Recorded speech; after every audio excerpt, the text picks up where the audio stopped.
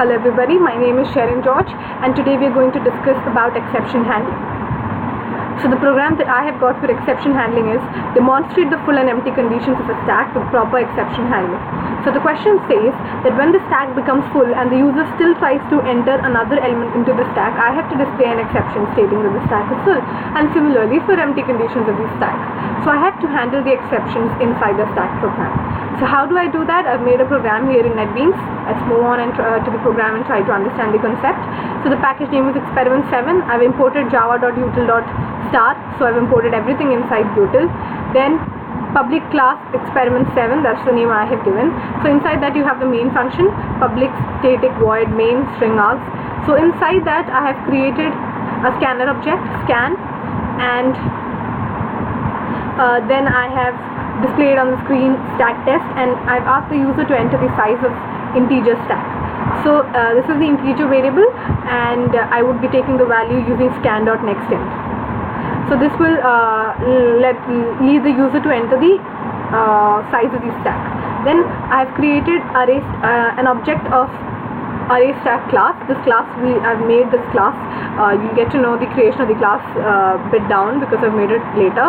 So I've created the object of stack and I've passed the integer size n as the argument. So now I've created a do while loop here. So it's a menu driven program, so I'm going to provide the menu. Sorry. So you have stack operations here. Then the first option given is push, second is pop, third is check empty, fourth is check full, and 5 is the size. So the size will be displayed. So I've created an integer variable choice here, and its value will be taken using scan.nextInt. Then I'm passing this choice, and then the first is push. So stack.push function will be called here, and scan.nextInt. So whatever is the element that is going to be pushed, that will be passed as an argument to the push function. And then catch exception. So here if the stack is full and the user still tries to enter the element, then the exception should be provoked.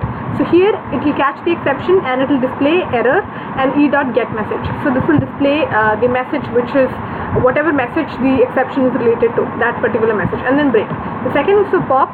So I'll be calling stack.pop function inside, and this will be put inside the try function, and then catch function exception e, and this will also display error plus e.getMessage. So the message related to the underflow will be displayed. System.out.println empty status is equal to stack.isEmpty.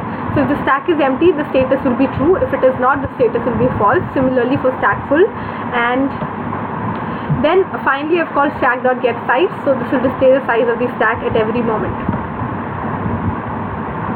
So coming on to the class array stack, this is the stack object which we had created and I was talking about. So here you have created an array ARR, which is of integer type and which is a protected variable. Then I've created 3 more variables: top, size, and length. Top is the top of the stack, size of the stack, and length of the stack.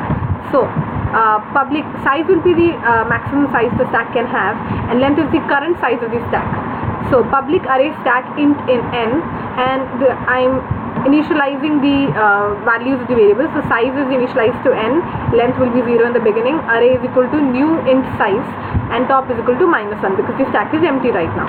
Then defining the functions, moving on to defining the functions. Is empty. If it is empty, then the top should be -1. If it is full, then the top should be 1 less than the size because it starts with 0. Then int get size, you have to return the length.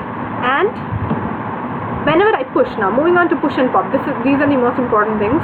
Moving on to push, so I pass the variable that I have to push, the integer variable, integer data that the user had entered in the program, I pass it.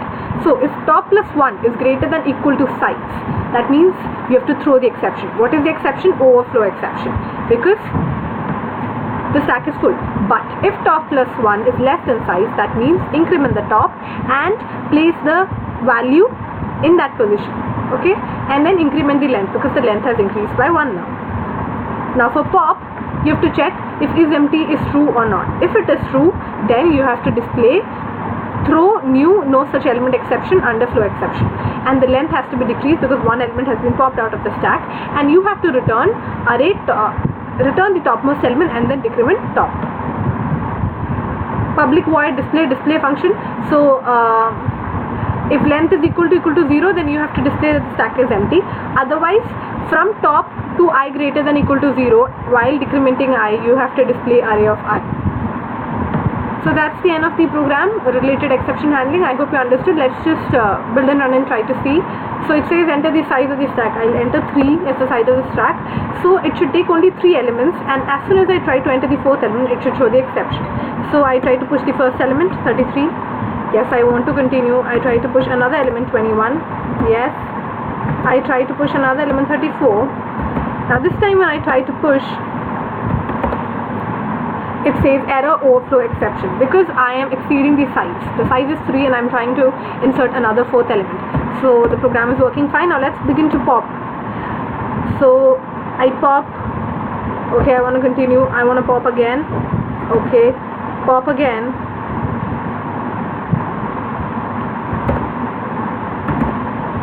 So it says error underflow exception, stack is equal to empty. So I hope you understood this. Now I would like to check the status of empty. Stack is equal to empty, so empty status is true. And now if I would check the check full condition, it would be false. Full status is false because I popped out all the elements. And you check the size, it will be 0. Size equal to 0. So I hope you understood. That's it, related exception handling. Thank you.